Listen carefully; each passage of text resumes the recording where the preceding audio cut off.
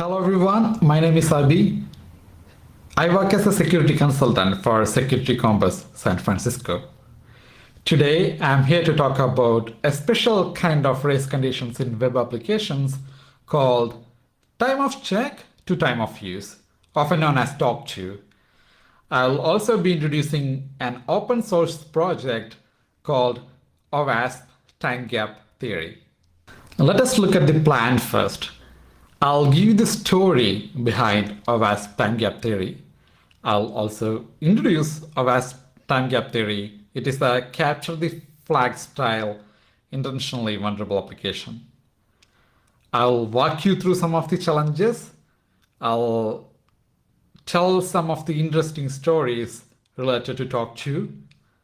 I'll give you links so that you can go back home and check all these things yourself. By the time we complete this mini training session, you will be a TOCTOU champion. That I can promise. Let me tell you a story. I work as an SME for threat modeling sessions. My day-to-day job involves sitting in threat modeling sessions and telling people what to do. Once I was in such a session, I looked at a particular design of the software and I was like, looks like this is vulnerable to TOCTOU. Most of the people sitting in that room did not know about TOCTOU, so I had to explain. Imagine this, you are going for a movie. You wanted your favorite seat, so you decided to book the ticket online. You went to the website, checked the seat is available. Looks like you're lucky the seat is available. You want to book the ticket and you have entered your credit card information and everything. You clicked on the final book now button. You are expecting a success message saying that the seat is booked, but you get an error message instead. It says the seat is already taken. There was a time gap between the moment you checked the availability of the ticket and you entered the final book now button. You had to enter your credit card information, other contact information, etc. Within that time, someone else booked that ticket. These type of things happens all the time. It can happen while you buy stuffs online, when you try to book an airline ticket, or when you try to purchase face masks thanks to COVID-19. What if both of you click on the book now button together at the same time? Is the application going to prioritize one request over the other? Is the application going to cancel both of the requests? Is the application going to honor both of the requests? If yes, both of you will get same ticket for the same seat for the same show. Now back to my story. Most people in the room did not believe that this is possible. Many of them knew about TOCTOU. They said TOCTOU attacks are very hard to exploit. Almost all database technologies have some sort of preventive mechanism against these type of attacks. Over the next few months, I came across multiple such occasions. I wanted to shout out to the world that TOCTOU issues are real. But how? I asked myself. In order to make it easy for people to understand about TOCTOU issues, I came up with this project called OWASP TimeGap theory. It is a capture the flag style application. It has 7 challenges now. It's free, open source, and yes, it is Dockerized. You can also run it on Heroku if you want. The homepage of OWASP TimeGap theory looks like this. The score page is where you can see all the progress. The web app directory is where all the challenges are. Let us start with the first challenge, which is a sign-up page. A high-level user flow for the sign-up page would look like this. User enters their email ID and password. The application will check on the database to see if that email address or username already exists on the database or not. If a match is not found, the application will create a user account. If a match is found, then the application will throw an error message instead.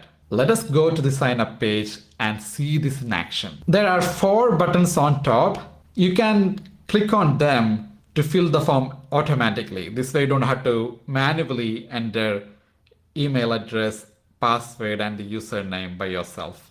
First, click on the Tom button. The application will fill the user details for Tom.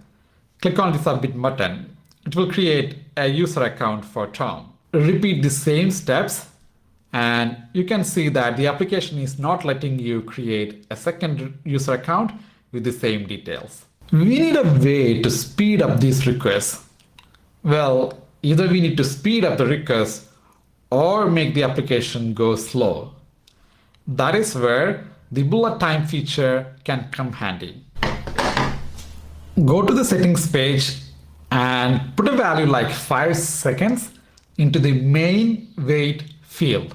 To make it easy to trigger 2 requests, open 2 browsers side by side. If you don't have 2 browsers, you can use a normal window and a private or incognito window. Let's click on the Jerry user button this time on both the browsers. Click on the Submit button as fast as you can on both the browsers. Wait for the request to finish. It will take slightly longer time for the browser to finish loading because of our bullet time feature. It looks like both the requests are successful.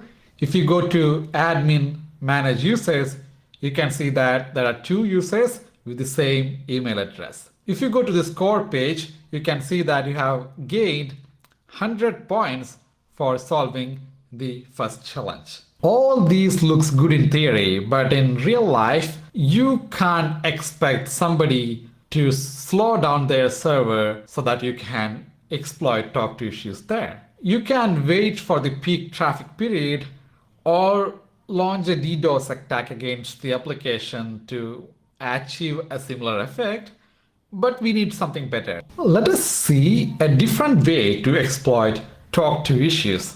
Go to the sign up page, then fill in the user details for any of the user, open Browser DevTools and submit the form. Go to the Network tab of the Browser DevTools, then look for a post request to sign-up.php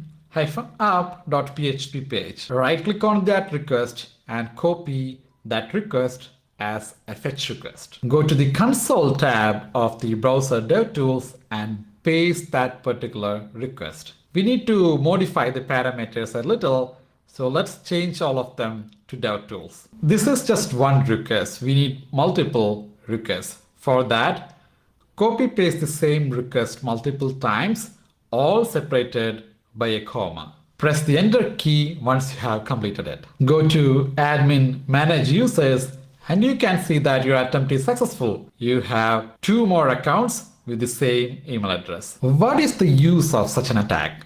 Why should an attacker or a user bother about creating 2 user accounts with the same email address on the system? The motives can be many. Maybe they want to fool the audit trail. An attacker may also try to sign up for multiple accounts with the same email address, an email address belonging to a legitimate user.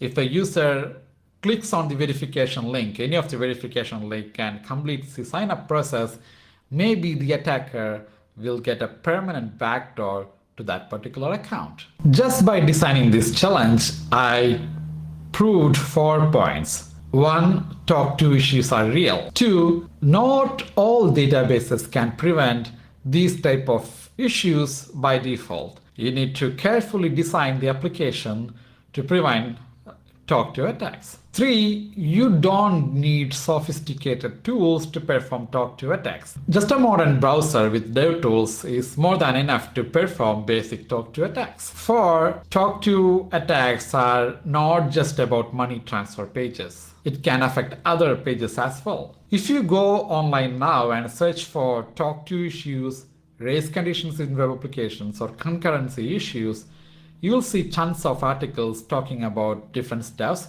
and out of them, a lion's share would be talking about money transfer pages. So here I am proving a point that TOCTOU issues can affect other pages as well. Now back to my story.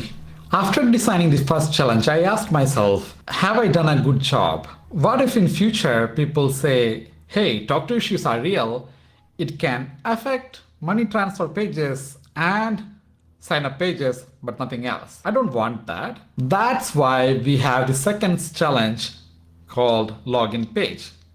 Login pages are simple. You enter your username and password or email address and password, submit the form, the application will match whatever you have entered with what they have on the database. If a match is found, it will create a session. If a match is not found, it will throw an error message instead. In addition to the typical design, our login page has one more additional feature. Every time a user enters a wrong password, the application will start counting the failed attempts towards that particular email address. Once the failed attempt count has reached a particular threshold, the application will lock down that account. This is a plain and simple technique to prevent brute force attacks. Let us check this behavior by going to the login page. Click on the user button Tom and change the password a little and press the submit button. Keep doing that few times and you'll see an error message saying that the user account is logged out. Now click on the Tom button and submit the form again, and you'll see that even if you supply the correct credentials, the app won't let you in since the account is logged out. Now that Tom's account is logged out, let us see if we can find the password of the user Jerry by performing a brute force attack. Open up Browser DevTools, go to the Network tab and copy a request that is going to the login page and copy that request as fetch. Open up Browser DevTools, go to the Network tab, copy the request that is going to the login.php page, the post call to the login.php page, copy it as fetch, go to the console tab, paste that particular request, paste that request multiple times, say 5 times, all separated by comma, change the password in the initial for request to an incorrect one, and on the last one, put the correct credentials. Now click the enter button. In the real world, you may use a dictionary or a word generator for creating these passwords, but just for this demo, we will go with passwords typed as it is. Looks good. Let's clear everything up on Network tab, then go to the console tab again, press the enter button. Go back to the Network tab, go through all the requests that is going to login.php page and find a request that has 302 response, which indicates a successful login. If you click on that, you can find the correct password. If you want an established session, click on the index.php page right after that 302 response and open it in a new tab. We just bypassed a brute force mechanism by exploiting TOCTOU. You can solve this challenge using the bullet time feature as well. For the record, it is not just login pages. Any page that has similar rate limiting design can be potentially vulnerable to TOCTOU attacks. Did you know that people used to believe PHP applications wouldn't be vulnerable to TOCTOU attacks? I heard the idea behind that thinking is that PHP by itself doesn't allow multiple threads or concurrency operations. However, the platform it runs on, Nginx or Apache, they allow concurrency. Because of that, PHP inherits TOCTOU issues from the platform it is running on. When I first started developing TimeGap theory, I used Node.js and Express.js to create the challenges and everything. Then I asked myself, am I making the right choice here? What if somebody says the TOCTOU issues are platform dependent or language dependent? I didn't want that. I wanted to tell people that TOCTOU issues are not platform specific. To prove that point, I rewrote the code in PHP. Let us go back to the challenges. An actual money transfer page this time. Money transfer scenarios has been friends with TOCTOU issues for a very long time now. Almost all the articles out there talking about TOCTOU issues talk about money transfer pages. In today's session, we are paying a tribute to that age-old tradition by having a transfer rewards points page. The working of a money transfer page is simple. There'll be a sender and a receiver. The sender sends money to the receiver. If you look at the data flow diagram, you can see that there is a check that is happening for every transaction. The application checks whether the sender has enough money before performing the transaction. Say, for example, if Tom tries to transfer 30 points from their account while they have only 10 points in their account, the transaction won't go through. As security people, we shouldn't be believing the claims from an app developer. Let us verify that by ourselves. Log in as any user by going to the login page. Click on the transfer rewards button. It will take you to the transfer rewards page. Then click on the first button to fill up the form automatically. Then change the transfer amount to an amount that is bigger than the current balance on the account. Click on the transfer button. You will see an error message saying that you don't have enough rewards. So the check is actually happening. Let us go back to the data flow diagram. If you look closer, you can see that there are two steps the application performs during a transaction. Right after the balance check, if the user has sufficient balance, then the application reduces that particular amount from the sender, then it adds that particular amount to the receiver. If you can send multiple parallel send requests to the application within a small time frame, or if it is parallel, before the application starts reducing the value from the from account, you may get lucky. Let us try that. Go to the Manage Users page, select the user Jerry and set 0 as the reward points on Jerry's account. Go to Tom's account and set 100 as the reward points on that particular account. Go to the settings page and put a time delay like 5 seconds in the main wait field to enable the bullet time feature. Open two browsers side by side. Go to the login page and log in as the user Tom on both the browsers. Navigate to the transfer rewards page. Click on the first button to fill the details automatically. Put Tom as the sender, Jerry as the receiver. Put the amount as something slightly lesser or equal to the current balance on Tom's account. Click on the transfer button on both browsers as fast as you can. Wait for both requests to finish. Now go to admin manage users. You can see that Jerry has more rewards than what Tom had initially. So you basically made reward points out of thin air. Just so that you can solve this challenge using browser dev tools as well. The steps would be similar to the sign up and login challenges. Did you know that Starbucks had a similar TOCTOU issue back in 2015? All you had to do was purchase a few gift cards from Starbucks, then keep on transferring the money between those gift cards within a short period of time, as many times as you can.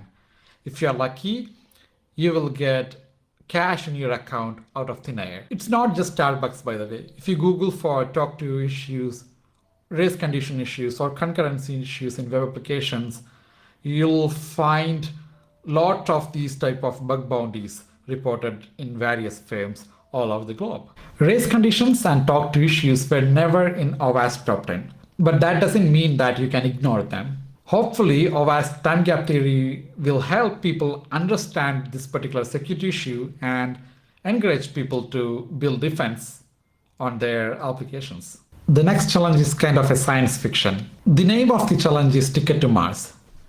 Think of TimeGap theory as a prosperous company. They are giving out Ticket to Mars if you have 2000 reward points by the end of the year on your account. Let us see how that works. Go to the admin and click on Create Default Users button to reset the database and create some sample accounts on the system.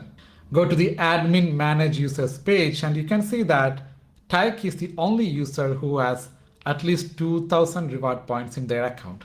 Now, assume that it is the end of the year.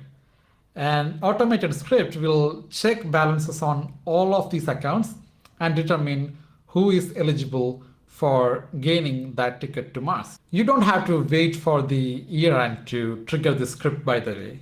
You can go to admin and click on ticket to Mars button to trigger that particular script. Let us do that. You can see that the script has determined Tyke as the only user who's eligible to get the ticket to Mars. Now, how Tyke can gain the system so that he can go to Mars along with Tom? First, log in as Tyke and transfer all reward points to Tom's account. Go to the settings page and add 5 seconds delay in the Mars wait field to enable the bullet time feature just for the Ticket to Mars program. Open two browsers side by side. On the first browser, navigate to the admin. On the second browser, log in as Tom and pre-fill the data as set sender as Tom, receiver as Tyke, and put 2000 reward points as the transfer amount. On the first browser, click on the Ticket to Mars button, then go to the second browser as fast as you can and click on the transfer button. Wait for both the pages to load. On the first browser, you can see that Tom and Tyke got the ticket to Mars. What exactly happened here? Let us look at the flowchart for this particular operation. If you look at the flowchart, you can see that the application goes through the entire list of users and check if they have enough reward points or not. If the user has at least 2000 reward points, it will assign a ticket to the Mars for that particular user and will go on to the second user. There is a time gap between the first user check and the last user check. If you can transfer money from the first account to the last account within that time, both of them will pass the check and both of them will get the ticket. In a real world scenario, attacker will be knowing the execution time of that particular script. Say for example, midnight on December 31st. So they may schedule the transaction to happen exactly at that time to make it easy to exploit this particular issue. Do you know that race conditions in life critical systems can be dangerous? In 1993, 3 people died and several people got injured due to a race condition issue in a radiotherapy system. The Northeast blackout of 2003, which was a wide power outage in US and Canada, was also caused by a race condition bug. Do you want to know how you can set up a home lab of OWASP TimeGap theory? Having a home lab can help you understand TOCTOU issues much more closer. It can also help you teach about these issues to others. The first and recommended option is to use Docker. Install Docker, then clone this particular GitHub URL or download the zip file and extract it. cd into timegap-theory directory, issue the command docker compose up-d. Go to your browser, navigate to localhost, and you will see the home page of OWASP TimeGap theory. If you don't want to use Docker for any of the reasons, you can go for the Heroku version instead. First, sign up for a Heroku account and activate the account. Activating the account requires you to confirming the email and setting up some payment information like credit card. It is just for activating the account, by the way.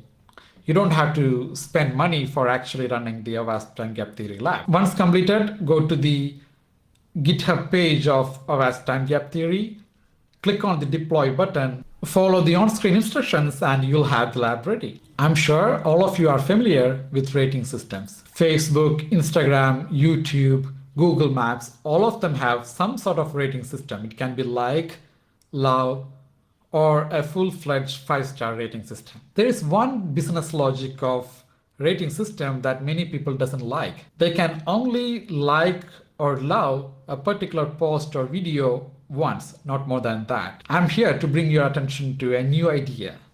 What if you can like a particular post or video 100 times. Do you like that idea? Let us see how exactly we can do that. To achieve our goal, we need to understand how a rating system works. When a user clicks on the like button, the application will check the database to check if that user already liked that particular post or video before or not.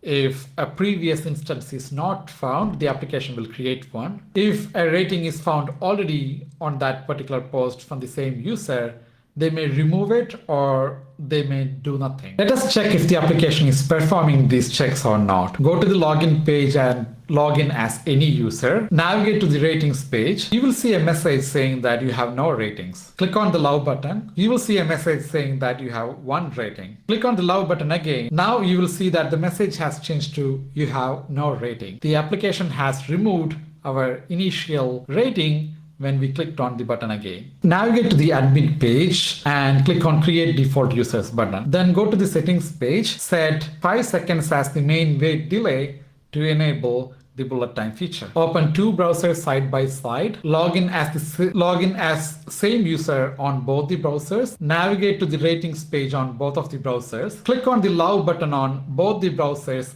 as fast as you can. Wait for both the requests to finish. You will see a message saying that you have 2 ratings. Now, let us see how we can automate this.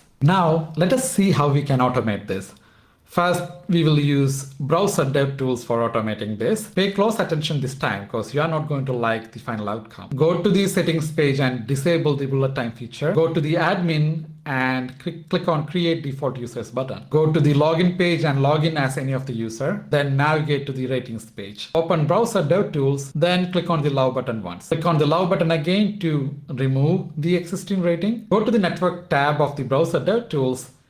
Click on the post request to the ratings page, right click on it and copy it as fetch. Go to the console tab of the browser, paste that particular request several times, all separated by comma, then press the enter button. Our attack failed. What exactly happened here? There are 3 things we should pay attention to: CSRF prevention tokens, cookies, and sessions. First, CSRF prevention token. Let us see the blocking parameter is CSRF sessions or not. Click on the love button multiple times, then inspect all these posts called to the ratings page by going to the browser tools and network tab. Observe the pattern or behavior of the CSRF prevention token that is being supplied. Looks like it is not being changed. So that is not something that prevented us from executing the attack properly. Second, cookies. Fetch requests are not capable of sending cookies to the application. So we need a mechanism to send cookies to the application. We can use curl. Curl supports sending cookies to the application. The third thing, sessions. Now that we have sessions, PHP can look for requests coming from the same session and execute them one by one. This can prevent TOCTOU issues from being successful. In all our previous challenges, the pages were not authenticated, so the sessions were not important. But now that the ratings page is authenticated, we have to be careful about sessions as we can create multiple sessions easily, by the way. You just have to log into the application from different browsers and you'll get multiple sessions. We need 2 curl requests. Let's obtain the first one now. Log in as any user. Navigate to the ratings page. Now open browser DevTools. Click on the love button. Go to the network tab of the browser DevTools. Look for the post request that is going to the ratings.php page. Right click on it and copy as curl this time. We have the first request now. Repeat the same steps on a different browser to get the second curl request. Open terminal, paste the first curl request,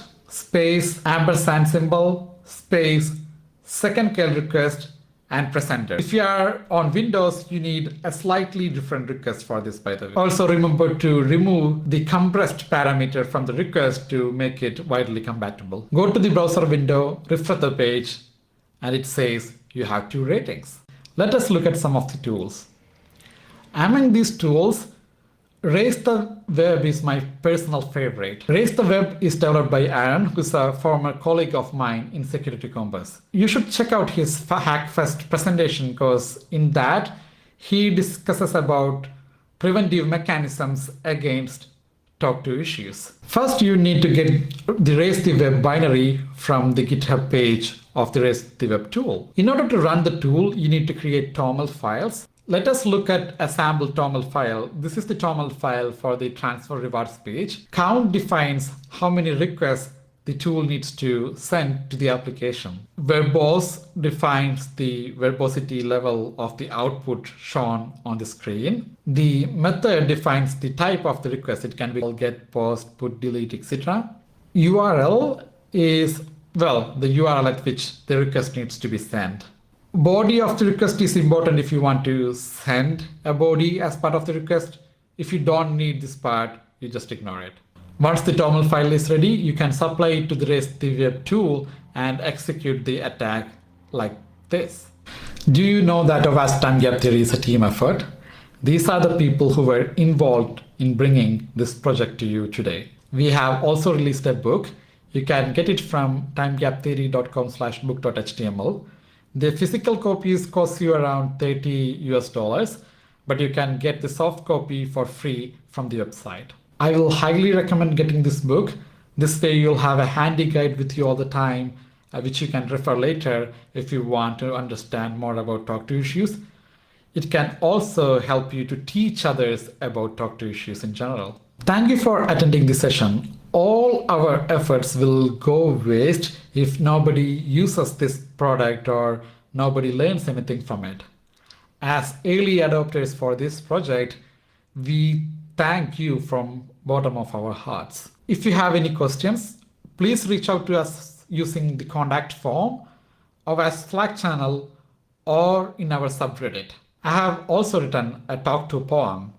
Let me recite that for you. What I need to do today is to find a gap in time that no one thought, a flaw in time that no one caught.